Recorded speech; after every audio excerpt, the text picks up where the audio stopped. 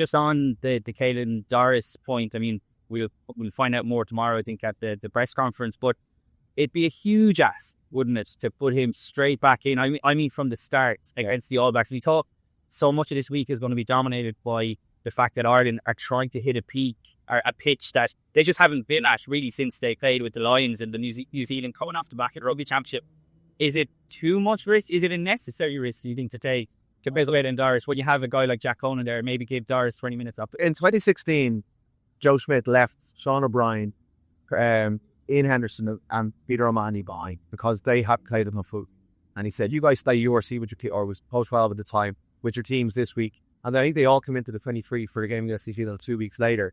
So Andy Farrell's taken a different approach by bringing over Caelan Doris and Jack Conan, neither of whom have played. Doris I have more concerns about, but that he hasn't played since that Northampton semi-final all those months ago, back in May. It's a huge ask for him. Now, the Irish players do have a fairly good record of coming in cold and producing over the years. I can think of a couple of examples of Robbie Henshaw doing it. Johnny Sexton did it regularly. You know, they do have excellent S&C coaches. But last year, Ronan Kelleher played against the All Blacks, having had very little rugby. I think he had 20 minutes against Treviso when he got injured. He looked undercooked. And Ireland in general looked undercooked. And if I was picking a team this week, and I'm obviously not, I would be looking at players who have already played well this season, who are in form, like Jack Crowley, players who are top of their game, top of their ground, who've already got a bit of minutes under their belt, rather than trying to get players who haven't played any rugby up to speed to play against an All Blacks team who, while flawed, play at a furious pace.